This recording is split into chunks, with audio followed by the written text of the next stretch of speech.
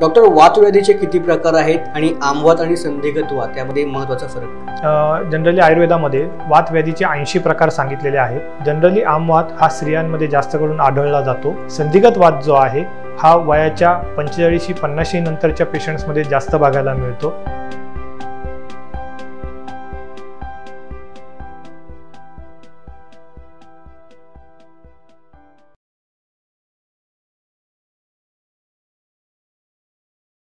नमस्कार, मी सिद्धेश दिलीप शिगवण, सल्ला डॉक्टरांचा या आपल्या कार्यक्रमामध्ये तुमच्या सर्वांचं पुन्हा एकदा स्वागत करतोय.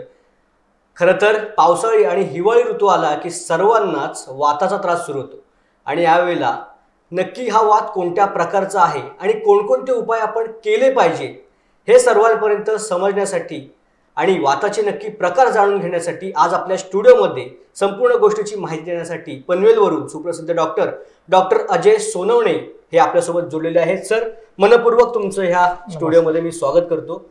सर स्वतः MD आहेत आयुर्वेदमध्ये आणि त्याचबरोबर आता PhDचं ते शिक्षण घेत आहेत. PhD काहीच दिवसांमध्ये त्यांची पूर्ण होणार आहे. परंतु एक डॉक्टर, आपण मेन मुद्द्यावरती येणारच आहोत आपल्या मुलाखतीला आणि ह्या चर्चेला आपण सुरुवात करणार आहोत. पण अत्यंत महत्त्वाचा प्रश्न मला हा वाटतो की लहानपणापासून प्रत्येकाचं एक स्वप्न असतं की कोणीही विचारलं की तो प्रत्येक जण उत्तर देतो की मी मोठेपणी डॉक्टर होणार, मी इंजिनियर होणार. तसं तुम्ही स्वप्न बघितलं तर तुमचं बालपण आणि शिक्षण कसं गेलं काय सांगतो. माझं बालपण कळंबोली पनवेल येथे झालं. माझं 5वी पर्यंतचं शिक्षण पनवेलला महात्मा स्कूलला झालं आणि 6वी ते 10वीचं शिक्षण जवाहर नवोदय विद्यालय मानगाव निजामपूर येथे झालं. सोबतच माझं BAMS MD आयुर्वेद हे DY पाटील कॉलेज नेरूळ येथे झालं आणि माझं PhD जे आहे ते सुद्धा आता DY पाटील आयुर्वेद कॉलेज नेरूळ येथे चालू आहे. मग डॉक्टर, तुम्हाला हे सर्व शिक्षण घेत असताना वैद्यकीय क्षेत्रामध्ये आपण काम करावं, वैद्यकीय शिक्षणाची आवड कशा पद्धतीने लागली? ओके, मी साधारण 11वी-12वीला असताना आई वडिलांसोबत पुण्याला माझ्या नातेवाईकांना बघायला एका नामांकित हॉस्पिटलमध्ये गेलो होतो. तिथे बरेच पेशंट होते आणि तिथे डॉक्टर्स त्या पेशंटला तपासत होते, आतोनात प्रयत्न करत होते पेशंट बघण्याचा, त्यांना तपासण्याचा, त्यांच्या नातेवाईकांना समजावून सांगत होते. हे सर्व मी माझ्या डोळ्यांनी त्यावेळेस बघितलं आणि कुठेतरी मनामध्ये एक जिज्ञासा निर्माण झाली की आपण सुद्धा रुग्णसेवेसाठी काहीतरी केलं गेलं पाहिजे आणि त्यामुळे मग मी नंतर हे फील्ड चॉईस केलं. नक्कीच तुम्ही ज्या पद्धतीने बोलत की एक मनामध्ये चिकित्सा निर्माण झाली आणि एक सामाजिक भावना तुम्ही मनामध्ये घेऊन तुम्ही ह्या रुग्णसेवेसाठी डॉक्टर की वैद्यकीय शिक्षण तुम्ही घेतलेलं आहे. परंतु ॲलोपॅथी आणि होमिओपॅथी अशा अनेक प्रकारच्या शाखा असताना आपण सर्वात प्राचीन आपण म्हणू आयुर्वेद एक खूप वर्षांपूर्वीचं आहे. असं एक आयुर्वेदाचं शिक्षण घ्यावं आणि आयुर्वेदाचं डॉक्टर व्हावं असं तुम्हाला काय वाटतं? सांगतो. आयुर्वेदामध्ये मॉडर्न आणि आयुर्वेद या दोन्ही चिकित्सा पद्धतीचं शिक्षण हे आयुर्वेदिक BAMS डॉक्टरांना दिलं जातं आणि सध्या जर काळाची गरज जर आपण बघितली तर आयुर्वेदाच्या नॉलेजच्या सोबत मॉडर्नचं सुद्धा नॉलेज विद्यार्थ्यांना असणं गरजेचं आहे, जेणेकरून चिकित्सा करण्यास सुलभ होते आणि पेशंट आपण लवकरात लवकर बरे करू शकतो. त्यामुळे दोन्ही पॅथीचं जर नॉलेज आपल्याला असेल तर ते कधीही फायदेशीर ठरतं. मग हे शिक्षण घेत असताना डॉक्टर तुम्हाला कोणकोणते अनुभव आले? ओके, शिक्षण घेत असताना जेव्हा आम्ही शिक्षण घेत होतो, इंटर्नशिपला असताना आम्ही पेशंट बघायचो. पेशंट बघत असताना आम्ही पेशंटचं निदान हे आयुर्वेदाच्या पद्धतीने कसं करायचं व आयुर्वेदात सांगितलेल्या चिकित्सा पद्धतीनी पेशंट कसा बरा करायचा हे आम्हाला व्यवस्थित शिकायला मिळालं आणि आयुर्वेदाच्या पद्धतीने निदान करून पेशंटला उत्तम गुणवत्तेची चिकित्सा देऊन पेशंट लवकरात लवकर बरा करता येतो हे आम्हाला खूप चांगलं शिक्षण घेताना कळालं. म्हणून आम्ही आयुर्वेदामध्ये शिक्षण घेतलं आणि याच्यात आम्ही कार्यरत आहोत. तुम्ही MD झालायत, आता PhDचं तुम्ही शिक्षण घेतले, तुमची रिसर्च पेपर तुम्ही जमा केलेले आहेत आणि येणाऱ्या काही दिवसातच तुम्हाला PhD पदवीसुद्धा मिळणार आहे. PhD करत असताना कोणकोणते तुम्हाला अनुभव आले काय सांगा? ओके, खरं तर आयुर्वेद हे खूप ग्रेट सायन्स आहे, हे पूर्णपणे वैज्ञानिक आहे. माझं MD हे आयुर्वेदामध्ये रसशास्त्र या विषयात झालं. PhD माझं आयुर्वेदामध्ये रसशास्त्र आणि भेषज कल्पना या विषयामध्ये चालू आहे. या विषयामध्ये आम्ही आयुर्वेदिक ग्रंथांमध्ये सांगितल्याप्रमाणे औषधं बनवतो. ती बनवल्यानंतर त्यांचं स्टँडर्डायझेशन केलं जातं, वैज्ञानिकदृष्ट्या ते तपासलं जातं आणि त्याच्यानंतरच ते आपण पेशंटला देतो. PhDचं शिक्षण घेताना आयुर्वेदिक औषधांचा अभ्यास त्यासोबतच रिसर्चचं डीप नॉलेज हे घेण्याची मला संधी मिळाली आणि PhD माझं सार्थक झालं.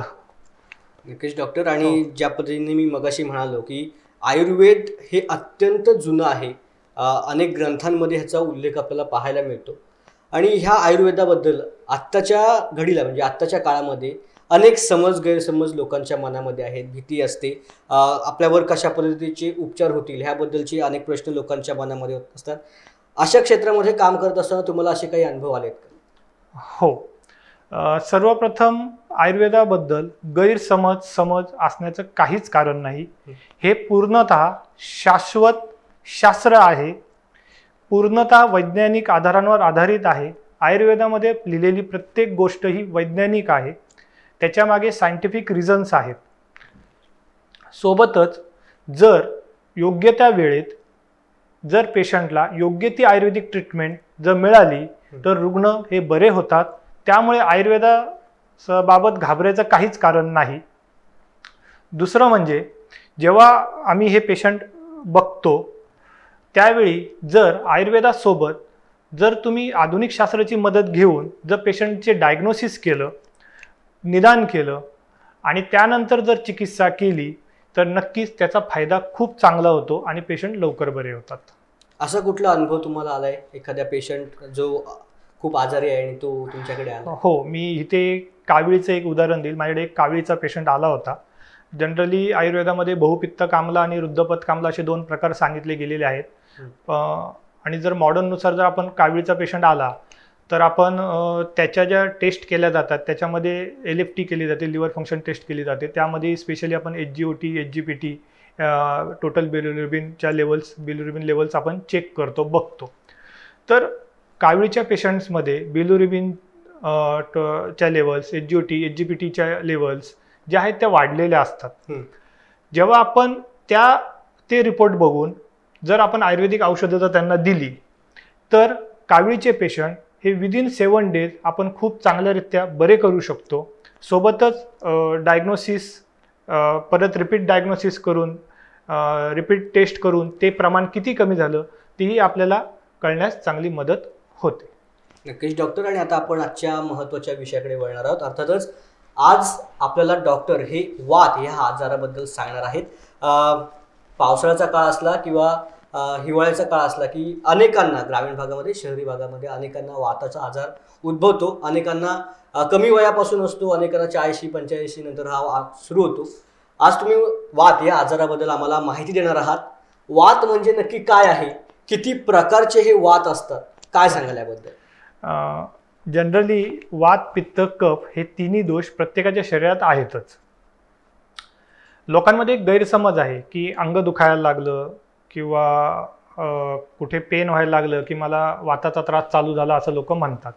जनरली गावाकडच्या लोकांमध्ये हा मोठा गैरसमज असतो की मला वाताचा त्रास आहे, परंतु असं काय नसतं. ज्या आयुर्वेदामध्ये वातव्याधी म्हणून सांगितल्या गेलेल्या आहेत त्याच्यामध्ये 80 प्रकारच्या वातव्याधी ह्या आयुर्वेदामध्ये उल्लेख केलेल्या आहेत. तर आता ह्या वातव्याधी का होतात तर ह्याची मुख्य कारणं आहेत वृक्ष अन्नपान, लघु आहार, अत्यंत लघु आहार, ओव्हर एक्सरसाइज, अति व्यायाम, अति चालणे, अति पोहणे, कटू आहाराचं अतिसेवन, त्याच्यासोबतच तिक्त आहाराचं अतिसेवन, रात्री जागरण करणं, या बऱ्याचशा कारणांमुळे शरीरामध्ये नैसर्गिकरित्याच वाताचा प्रकोप होतो आणि ह्या वात प्रकोपामुळे तुम्हाला वाताच्या आजारांना आमंत्रण मिळतं. तर मग आता याची लक्षणं काय? तर लक्षणांमध्ये अस्थिच्या ठिकाणी वेदना, सांध्यांच्या ठिकाणी वेदना. पेशंट कंप्लेंट्स घेऊन आमच्याकडे येतात की सांधे दुखतात, हाडं दुखतात, ही अशी पेशंटची जनरल लक्षणं आम्हाला पेशंट सांगतात. हम्म. सोबतच हात, पाय, मान, पाठ दुखणं, ते जखडल्याप्रमाणे होणं, ही सगळी वाताची साधारण लक्षणं आहेत. सोबतच त्याच्या अंग बधीर होणं वगैरे ही लक्षणं काही पेशंट्समध्ये आम्हाला आढळतात आणि त्यानुसार लक्षणांनुसार आम्ही वाताची चिकित्सा पुढे करत असतो. तर हा वातव्याधी जो आहे हा 2 प्रकारचा आयुर्वेदामध्ये उल्लेखित आहे. एक धातुक्षयजन्य वातव्याधी आणि एक मार्गावरोधजन्य वातव्याधी. तर धातुक्षयजन्य वातव्याधी जो आहे त्याच्यामध्ये जी चिकित्सा केली जाते ती पूर्ण वेगळी आहे आणि मार्गावरोधजन्य वातव्याधीमधली चिकित्सा जी आहे ती पूर्ण वेगळी आहे. धातुक्षयजन्य वातव्याधीमध्ये आपण मधुर रसाचा आहार पेशंटला सांगितला जातो, तेलानी मालिश केली जाते, अनुवासन बस्ती दिला जातो पेशंट्समध्ये शक्यतो. आणि मार्गावरोधजन्य वातव्याधीमध्ये आपण गरम पदार्थ पेशंटला खायला सांगतो, उष्ण पदार्थ पेशंटला खायला सांगतो. जसं की अद्रकाचं सेवन तुम्ही जास्त करा.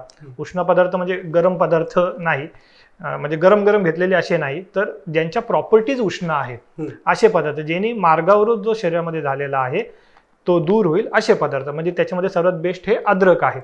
म्हणून अद्रकाचं सेवन आपण जास्त करा, लघु आहार जास्त घ्या, असं मार्गावरोधजन्य वातव्याधीमध्ये सांगितलं जातं.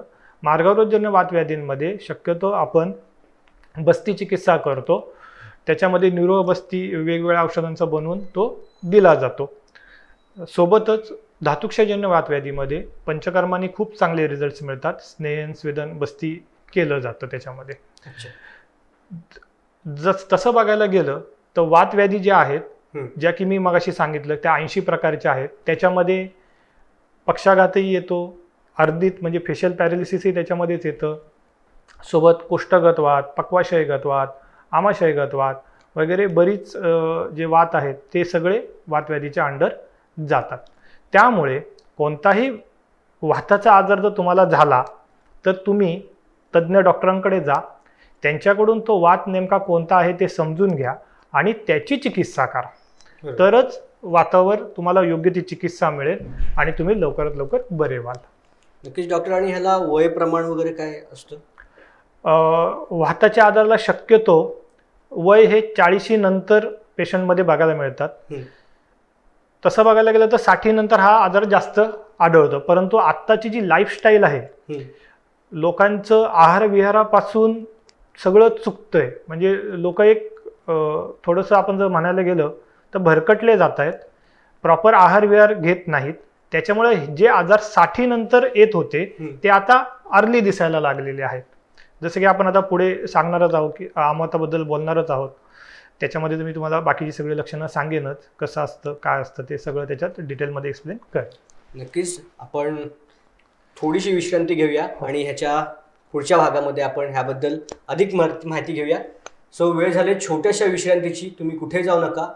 वात म्हणजे काय आणि त्याच्यामध्ये सर्वात महत्त्वाचा असणारा आमवात आणि संधिगत वात म्हणजे काय, त्याच्यावरती कोणकोणते उपाय ह्याबद्दल आपण डॉक्टरांकडून अधिक जाणून घेणार आहोत. कुठे जाऊ नका, पाहत रहा सल्ला डॉक्टरांचा.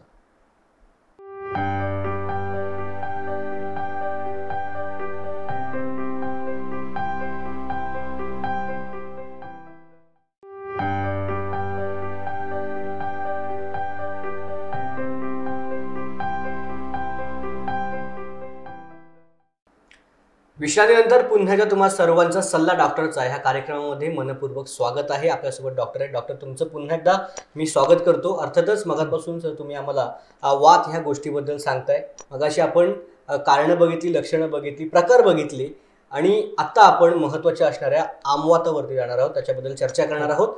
डॉक्टर, आमवात म्हणजे काय आहे, कशामुळे होतो, त्याची कारणं काय आहेत, लक्षणं काय आहेत, काय सांगा? ओके, सांगतो. जनरली आमवात बद्दल लोकांमध्ये जास्त अवेअरनेस नाही. आज मी तुमच्या चॅनलच्या माध्यमातून लोकांमध्ये अवेअरनेसही करायचा प्रयत्न करेन, आमवाताची डिटेल माहिती देईन. जनरली बघितलं जातं की सांधे दुखणं, मग ते कोणतेही सांधे असतील तर लोक डॉक्टरांकडे जातात, डॉक्टरांना सांगतात, मग ट्रीटमेंट घेतात. परंतु आमवात आणि संधिगत वात किंवा दुसरे वात यामध्ये डिफरन्शिएट करणं खूप गरजेचं आहे. तर आता आमवात म्हणजे नेमकं काय? तर आम आणि वात यांची स्वकारणाने शरीरामध्ये दुष्टी किंवा प्रकोप होणं, यामुळे आमवाथा होतो. मग ह्याची हेतू काय, म्हणजेच कारणं नेमकी कोणती? तर ज्या पेशंटची लो डायजेस्टिव्ह फायर आहे, अग्निमांद्य आहे, अशा पेशंटनी जर अतिस्निग्ध अन्नपान किंवा विरुद्ध आहार घेतला आणि लगेच अतिव्यायाम केला तर अशा पेशंट्सला आमवात होऊ शकतो. मग आता हा होतो कसा? तर अतिव्यायामादी जी कारणं आहेत, म्हणजे ओव्हर एक्सरसाइजनी वगैरे शरीरामध्ये चलगुणाने वाताचा प्रकोप होतो. सोबतच जर तुम्ही नित्यस्निग्ध अन्नपान किंवा विरुद्ध आहार घेताय तर आमाची उत्पत्ती होते. आम म्हणजे अपाचित आहार रस. मग ह्या दोघांमुळे सामवायूची निर्मिती होते, आमाला गती मिळते व हा आम जो आहे हा धमनीतून वाहताना स्थानिक दोषांमुळे अधिक दूषित होतो. त्याच्यामुळे अनेक स्रोतसांमध्ये क्लेदाची निर्मिती होते. दूषित आमाचा श्लेष्मस्थानाच्या ठिकाणी स्थान संशय होतो. श्लेष्मस्थानाचे ठिकाण म्हणजे कोणतं? तर जॉईंट्स, संधींचे जॉईंट्स, अशा ठिकाणी त्याचा स्थान संशय होतो. आणि तो स्थान संशय तिथे झाला म्हणजे विशेषतः संधींच्या ठिकाणी किंवा त्रिक प्रदेशी जर का त्याचा स्थान संशय झाला तर अशा ठिकाणी पेशंटमध्ये लक्षणं दिसायला सुरुवात होते. सोबतच ह्या आमामुळे heaviness in chest, heaviness in body ही लक्षणं सुद्धा पेशंटमध्ये बरीच बघायला मिळतात. पेशंट अक्षरशः सांगतात की सर काहीच करण्याची इच्छा होत नाही, उत्साह राहत नाही, पूर्ण बॉडी अशी जडजड वाटते. ही लक्षणं शक्यतो आमवातामध्ये दिसतात. पूर्वरूपांमध्ये ही सगळी लक्षणं दिसतात. मग दूषित आमामुळे अंगगौरव, हृदगौरव आणि दौर्बल्य ही लक्षणं पेशंटमध्ये आपल्याला अजूनही बघायला मिळतात. वाताच्या चलगुणामुळे आम्हाला संचारित्व मिळतं आणि हा आम ज्या ज्या संधीच्या ठिकाणी जाईल तेथे तो संचारी वेदना दाखवतो. आमवातामध्ये मुख्य जी आहे ती संचारी वेदना आहे. संचारी वेदना ही संधिगत वातामध्ये नसते किंवा दुसऱ्या कोणत्या वातामध्ये बघायला मिळत नाही. ही खास करून आमवातामध्येच बघायला मिळते. मी पुढे सांगेनच की संचारी वेदना म्हणजे नेमकं काय. जनरल फक्त इथे एक समजून घेण्यासाठी ते तुम्हाला सांगितलं. आमवातामध्ये संधी विकृती जी आढळते किंवा जॉईंट इन्व्हॉल्वमेंट जी असते ती शक्यतो बोटांची, हाताच्या बोटांची वगैरे असते, रिस्ट जॉईंटची असते, कोपराची असते, शोल्डरची असते, कधीकधी गुडघे किंवा अँकल जॉईंट आपले त्याच्यामध्ये अफेक्ट होतात, पायाची बोटं सुद्धा त्याच्यामध्ये अफेक्ट होतात. ओके, मग आता ह्याची पूर्वरूपं काय? तर पूर्वरूपांमध्ये सुरुवातीला आमवाताच्या अंग गरम लागणं, अंग जखडणं, त्याच्यामध्ये पण शक्यतो मॉर्निंग स्टिफनेस पेशंटमध्ये जास्त बघायला मिळतो की पेशंट सकाळी उठतो त्यावेळी पेशंट सांगतो की सर मला खूप अंग जखडल्यासारखं होतं आणि एकदम असं स्टिफ होऊन जातं, कडक होतं आणि 1-1.5 तासाने ते रिलॅक्स होतं. किंवा गरम पाण्याने आपण आंघोळ केली की मग बॉडी पूर्ण परत पहिल्यासारखी रिलॅक्स होते. अंग जखडणं, मॉर्निंग स्टिफनेस जे आहे हे आमवातामध्ये बऱ्यापैकी लक्षणांमध्ये दिसतं. सोबतच हेवीनेस इन द बॉडी हे लक्षण आहे. अरुची, खाण्यावर इच्छा वगैरे नसणे, अपचन ही लक्षणं पण त्याच्यासोबत दिसतात. मग आता ह्याची जी मुख्य लक्षणं आहेत ती कोणती? तर हात, पाय, त्रिकसंधी, knee joint, ankle joint, shoulder, elbow joint यांच्या संधींमध्ये शोथ असणं म्हणजे सूज येणं व दुखणं. ह्याच्यामध्ये जो ठणका असतो तो आयुर्वेदामध्ये टिपिकल सांगितला आहे की वृश्चिक दंशवत वेदना ही आमवातामध्ये सांगितली गेलेली आहे की जो ठणका मारतो तो विंचुनी चावल्यासारखा तो ठणका असतो किंवा अतिशय प्रिकिंग पेन तिथं असतं आणि ते टिपिकल आहे. ते बाकीच्या कोणत्या वातामध्ये ते दिसत नाही.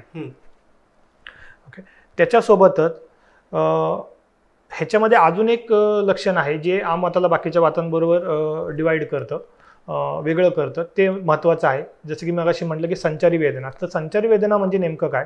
जर आता तुमचा उदाहरणार्थ जर तुमचा आता गुडघा दुखत असेल आमवातामध्ये किंवा अँकल जॉईंट दुखत असेल किंवा ही बोटं दुखत असतील, एक साधं सोपं आपण उदाहरण घेऊ, बोटं दुखत आहेत तर ही बोटं दुखायची थांबतील आणि मग तुमचा कोपर दुखायला चालू होईल किंवा मग तुमचा गुडघा दुखेल. एकाच वेळी सगळीकडे दुखणार नाही किंवा दुखलं तरी ते बारीक असेल, पण एकीकडची लक्षणं कमी होतात आणि दुसरीकडची लक्षणं दिसतात. अच्छा, दुसऱ्या सांध्याच्या ठिकाणी ती लक्षणं दिसतात. ह्याला संचारी वेदना असं म्हणतात. ही ड्यू टू आम आहे. आणि हे आमवातामधलं प्रधान लक्षण आहे संचारी वेदना. अच्छा. ह्याच्याने आमवाताला आम्ही संधिगत वातापासून डिफरन्शिएट करतो. जेव्हा पेशंटचे आम्ही त्यासाठी पेशंटची हिस्ट्री ही खूप महत्त्वाची असते. पेशंटचं अन्नपान खाणं काय आहे ह्याच्यापासून आम्हाला हिस्ट्री घ्यावी लागते. डिटेल हिस्ट्री घेतल्यानंतर बऱ्याच गोष्टी कवर होतात आणि मग पुढे आमवात आणि संधिगत वात किंवा बाकीच्या वातांमधून त्याला आम्हाला सेपरेट करायला मदत होते. नक्कीच डॉक्टर, परंतु मॉडर्ननुसार ह्या आमवाताची काही लक्षणं आहेत? हां, जनरली असं बघण्यात आलेलं आहे की आमवाताला रॉमॅटॉइड आर्थरायटिस बरोबर कोरिलेट केलं जातं. रॉमॅटॉइड आर्थरायटिसमध्ये जी काही लक्षणं सांगितलेली आहेत ती बऱ्यापैकी त्यांचं आमवाताशी साधर्म्य आहे. जसं की मॉर्निंग स्टिफनेस वगैरे झालं, त्याच्यामध्ये सांध्याच्या ठिकाणी स्वेलन जॉईंट्स असतात आणि आर्टिक्युलर डॅमेज असतो. हे लक्षणं रॉमॅटॉइड आर्थरायटिसमध्ये दिसतात. त्याच्यासोबतच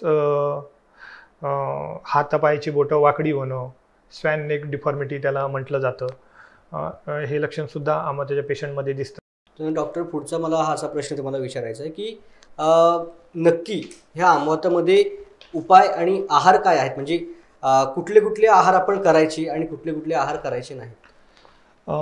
उपाय सांगण्याआधी मी तुम्हाला पहिले आहाराबद्दल माहिती देईन की आमवातामध्ये काय खायचं आणि काय खायचं नाही हे खूप महत्त्वाचं आहे. तर ह्याच्यामध्ये पहिले काय खायचं ते सांगतो. हे आमवातामध्ये वृक्ष आहार तुम्हाला घ्यायचा आहे. वृक्ष आहारमध्ये बाजरीची भाकरी किंवा नाचणीची भाकरी, पण ती पण अति नाही खायची, अतिवृक्षही नाही खायचं, पण एक जनरली तुमचा जो आहार आहे तो थोडासा वृक्ष आहार असला पाहिजे. वरी किंवा नाचणी, शेवगा, कारलं, पडवळ, लसूण, अद्रक हे शक्यतो तुमच्या आहारामध्ये असलं पाहिजे, जेणेकरून दीपन पाचन ॲक्टिव्हिटी घडेल आणि आमाचं पाचन होईल. त्यासोबत हुलग्याचं पाणीसुद्धा बरेच पेशंटला आम्ही देतो आणि चांगले रिझल्ट्स मिळतात. आता काय खायचं नाही हे खूप महत्त्वाचं. बरोबर. हां, तर त्याच्यामध्ये अतिस्निग्ध आहार करायचा नाही, दही नाही खायचं, आंबवलेले पदार्थ अजिबात नाही खायचे, शिळे पदार्थ शक्यतो वर्ज्य करा. आमवात जास्त करून लेडीजमध्ये बघितला जातो, बायका शिळे पदार्थ जास्त खातात किंवा आंबवलेले पदार्थ जास्त खातात. फास्ट फूड अजिबात खाऊ नका, बेकरीचे पदार्थ खाऊ नका, मैद्याचे जे पदार्थ आहेत ते त्यांनीसुद्धा आमवाताला एक निमित्त मिळतं. त्यासोबतच चमचमीत पदार्थ जास्त खायचे नाहीत, जास्त मासे खायचे नाहीत, दूध गूळ ह्यांचा नियमित वापर करा, अति खाऊ नका. रात्री जागरण नाही करायचं, वेगावरोध नाही करायचा आणि त्याचसोबत दिवसा झोपायचं नाही. आमवातामध्ये ते वर्ज्य आहे. अच्छा. ओके, हे जर तुम्ही सगळ्या पथ्याचा पाळला आणि याचे जर पालन केलं तर तुम्ही आमवातापासून नक्कीच दूर राहाल. नक्कीच. आणि आमवाताचे उपाय काय, चिकित्सा काय? हो, आमवाताची चिकित्सा ही पूर्णपणे वेगळी आहे. ह्यांच्यामध्ये पंचकर्मामध्ये वैतरणाबस्ती केला जातो आणि वृक्षस्वेद दिला जातो. बाकी ह्याच्यामध्ये शक्यतो काही केलं जात नाही शक्यतो तरी. आणि जसे डॉक्टर आहेत त्यांच्या अनुभवानुसार ते पंचकर्म चिकित्सा करतात. याच्यामध्ये गोळ्या औषधांमध्ये, आयुर्वेदिक औषधांमध्ये शक्यतो गरम औषधं दिली जातात. गुगळांचे कल्प जास्त करून वापरले जातात, जेणेकरून आमाचं पाचनही होईल आणि तिथे अँटी इन्फ्लॅमेटरी ॲक्टिव्हिटी आपल्याला बघायला मिळेल, जेणेकरून पेशंटची सूज जी आलेली आहे आणि जो ठणका असतो तो कमी करायला मदत होते. उदाहरणार्थ महारासनादी काढा किंवा वातविध्वंस रस असे आयुर्वेदिक औषधं डॉक्टरांच्या सल्ल्यानुसार तुम्ही घेतलेली कधी चांगली राहतात. परंतु आमवाताची चिकित्सा ही डॉक्टरांच्या सल्ल्यानेच करा, स्वतःहून काही करू नका. नक्कीच. आणि एक विश्रांती घेण्याआधी महत्त्वाचा प्रश्न, तुम्ही PhD सुद्धा आमवात ह्या विषयाला धरूनच करताय, रिसर्च पेपर सुद्धा तुम्ही सबमिट केलेले आहे. काय सांगाल, ह्या PhD मधनं तुम्ही कशा पद्धतीने आता उपाय लोकांसमोर आणणार? ओके, आमवातामध्ये PhD करण्यामागे हाच उद्देश होता की ह्या आजाराचं गांभीर्य आम्हाला माहीत होतं. लोकांमध्ये जनजागृती तर आपल्याला करायचीच आहे, प्लस त्यासोबत एक उपाय म्हणून काहीतरी केलं गेलं पाहिजे. आयुर्वेदामध्ये अशी बरीच औषधं आहेत जी आमवातामध्ये लिहिलेली आहेत. मी PhDला विषय घेताना एक औषध घेतलं, मला इथे नाव नाही सांगता येणार. बरोबर. हां, तर ते औषध घेऊन आम्ही त्याचं स्टँडर्डायझेशन केलं. आधुनिक पद्धतीने त्याचं स्टँडर्डायझेशन करून त्यानंतर त्याची टॉक्सिसिटी स्टडीज केल्या. टॉक्सिसिटी स्टडीज केल्याच्या नंतर त्याची एफिकसी स्टडी आम्ही ही आमवातामध्ये चेक केली. ॲनिमल्समध्ये ती चेक केली जाते आणि आम्हाला त्याच्यामध्ये त्याची अँटी इन्फ्लॅमेटरी ॲक्टिव्हिटी आणि हिस्टोपॅथॉलॉजी रिझल्ट्समध्ये खूप चांगले रिझल्ट मिळाले. आता भविष्यात क्लिनिकल स्टडीज होऊन आपण हे औषध सर्वांसाठी ओपन करू. नक्कीच. आमवाताबद्दलचे जे प्रश्न होते, जी लक्षणं होती, उपाय होते, काय पथ्य करायचं आहे, काय आहार करायचा आहे, काय टाळायचं आहे, ह्या सर्व गोष्टी आपण जाणून घेतलेल्या आहेत. वेळ झाली मात्र छोट्याशा विश्रांतीची. विश्रांतीनंतर आपण संधिगत वात ह्या वेगळ्या वाताबद्दल माहिती घेणार आहोत. कुठेही जाऊ नका, पाहत रहा सल्ला डॉक्टरांचा.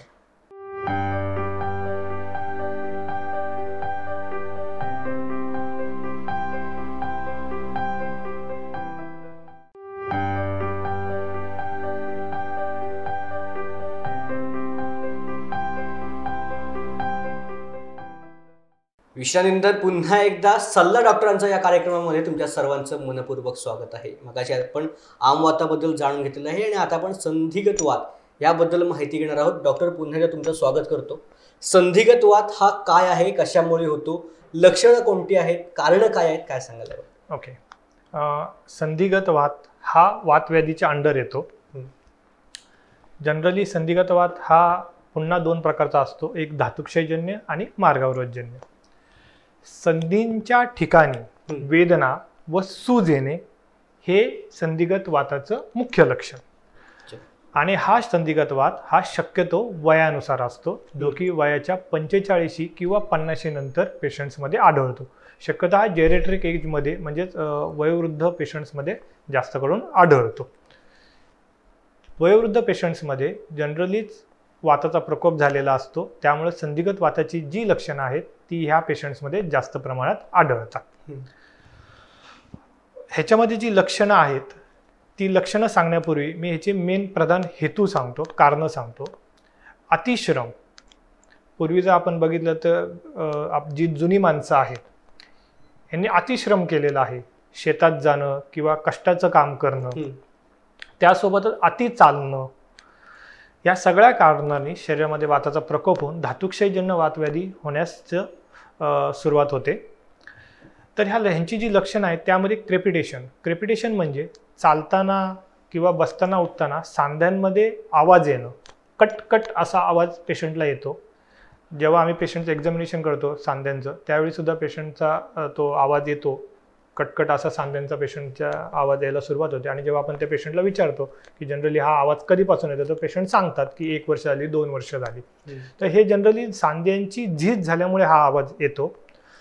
त्यासोबतच सांध्यांच्या ठिकाणी शूल म्हणजेच पेन असणं, सूज असणं, हे एक लक्षण बघायला मिळतं. त्यासोबतच क्रिया अल्पता, म्हणजे जर पेशंट जर एका जागी बसला तर त्याला बसूनच राहावंसं वाटतं, त्याला परत उठावंसं इच्छाच होत नाही, त्याचे सांधे दुखतात. मग हे सांधे कोणतेही असू शकतात. शक्यतो संधिवात हा नी जॉईंट्समध्ये जास्त करून बघायला मिळतो. आणि हालचाल केली की अंग दुखतं, हे संधिगत वातामध्ये शक्यतो पेशंटच्या लक्षणं बघायला मिळतं. सुरुवात जी आहे संधिगत वाताची ही मोठ्या सांध्यांपासून होते. आमवाताची सुरुवात ही हातापायाच्या सांध्यांपासून, त्याच्यामध्ये पण मोठ्या सांध्यांची इन्व्हॉल्वमेंट आहे, पण संधिगत वातामध्ये शक्यतो मोठे सांधे पहिले इन्व्हॉल्व होतात. परंतु आता मॉडर्ननुसार आपण जर बघितलं तर तशी काही लक्षणं आहेत का? हो. संधिगत वाताला शक्यतो ऑस्टिओआर्थरायटिसशी कोरिलेट केलं जातं. ऑस्टिओआर्थरायटिसमध्ये जी लक्षणं दिसतात तीच संधिगत वाताच्या बऱ्याच पेशंट्समध्ये बघायला मिळतात. जसं की ऑस्टिओफाईट फॉर्मेशन होणं, पेन असणं, डिसेबिलिटी बघायला मिळते मोस्टली एल्डरली पेशंट्समध्ये, म्हणजे वयोवृद्धांमध्ये. जॉईंटला टेंडरनेस असणं, बोनी स्वेलिंग असते, मसल विकनेस असतो. ही सगळी लक्षणं ऑस्टिओआर्थरायटिसमध्ये बघायला मिळतात. सायमल्टेनियसली तीच संधिगत वातामध्ये सुद्धा बघायला मिळतात.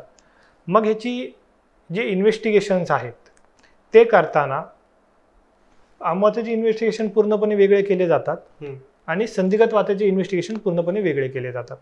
संधिगत वातामध्ये शक्यतो एक्सरेमधून बऱ्यापैकी गोष्टी क्लिअर होतात की जॉईंट्समध्ये स्पेस रिडक्शन असते, त्यामुळे घर्षण होतं आणि घर्षण झालं की मग गुडघे दुखतात, मग तिथे ऑस्टिओफाईट फॉर्मेशन व्हायला सुरुवात होते. हे सगळं संधिगत वाताच्या पेशंटच्या एक्सरेमध्ये दिसतं. तिथे ऑस्टिओफाईट आलेले असतात, इरोजन्स असतात, हे सगळं तिथे दिसतं. परंतु आमवाताच्या केसेसमध्ये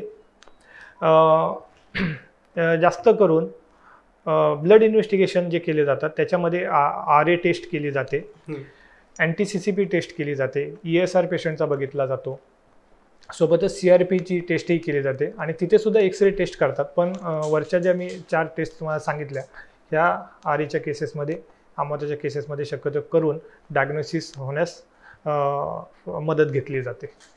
नक्कीच. आणि ह्या संधिगत वाताची चिकित्सा, त्याचे उपाय कशा पद्धतीचे आहेत, बरा होण्याची काही चान्स? हो, संधिगत वाताच्या उपायांमध्ये आयुर्वेदाची जो पंचकर्म चिकित्सा ही संधिगत वाताला खूप फायदेशीर ठरते. यामध्ये धातुक्षयजन्य संधिगत वाताची चिकित्सा जी आहे ती पूर्ण वेगळी आहे.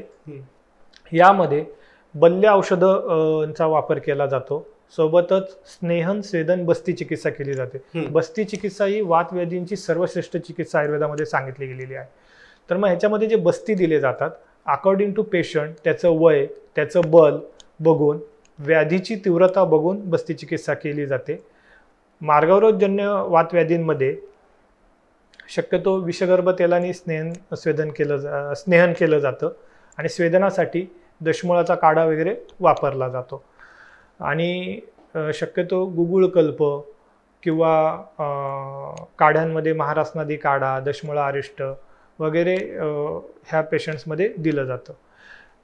कोणतीही आयुर्वेदाची चिकित्सा करताना ही आयुर्वेदिक डॉक्टरांच्या सल्ल्यानेच केली गेली पाहिजे, कारण त्याच्यामधलं तारतम्य बघून, त्याचं गांभीर्य बघून, बारकावे पाहून डॉक्टर नंतर ठरवतात की कोणत्या पेशंटला कोणतं औषध द्यायचं. मी इथे मुद्दामून एक उल्लेख करेन की जनरली आपण बघतो की डॉक्टरने एखादं औषध दिलं, एखादा काढा दिला की तोच काढा सगळे लोक पितात, पण असं नाहीये. आयुर्वेदामध्ये प्रकृती पाहून, पेशंटचं वय, बल, काल बघून मग पेशंटला औषधं दिली जातात. त्यामुळे सरसकट एकच फॉर्म्युला सगळ्यांना लागू होत नाही. बरोबर. त्यामुळे प्रॉपर आयुर्वेदिक तज्ज्ञाकडे जाऊन तुमचं परीक्षण करून घेऊन वात कोणता आहे हे ओळखून मगच त्याची चिकित्सा केलेली कधीही फायदेशीर ठरते. नक्कीच डॉक्टर, तुम्ही ज्या पद्धतीने सांगितलं त्या पद्धतीने आमचे प्रेक्षक सुद्धा स्वतःची काळजी घेतील आणि जे काही कोणाला त्रास असतील ते नक्कीच तुमच्यापर्यंत संपर्क साधून त्याच्याबद्दलचं निरसन करून घेतील. आज तुम्ही वेळात वेळ काढून आमच्या स्टुडिओमध्ये आलात आणि वात आणि त्यामधला सर्वात महत्त्वाचं म्हणजे आमवात असेल आणि संधिगत वात असेल ह्याबद्दलचं तुम्ही मार्गदर्शन केलेले आहेत. लोकांच्या मनातली भीती, त्यांच्या प्रश्नांचं निरसन आणि शंका कुशंका ज्या असतील, प्रामुख्याने आयुर्वेदाबद्दल लोकांच्या मनामध्ये जे काही प्रश्न निर्माण झालेले असतील ते दूर करण्याचं तुम्ही आणि सकारात्मक ऊर्जा देण्याचं या ठिकाणी काम केलेलं आहे. त्याबद्दल मनपूर्वक मी तुमचे आभार मानतो. येणाऱ्या काही दिवसातच आयुर्वेदामध्ये रिसर्च केलेलं एक औषध तुम्ही लोकांच्या समोर आणणार आहात. तुम्हाला PhD प्राप्त होणार आहे, त्याबद्दल तुम्हाला खूप साऱ्या शुभेच्छा आहेत. तर वेळ झाले मित्रांनो इथेच थांबायची. पुन्हा भेटू एका नवीन कार्यक्रमामध्ये वेगळ्या डॉक्टरांसोबत वेगळ्या विषयावरती चर्चा करण्यासाठी, तुमच्या मनातले प्रश्न आणि त्यांचं निरसन करण्यासाठी. तोपर्यंत तुम्ही कुठेही जाऊ नका, पाहत रहा सल्ला डॉक्टरांचा.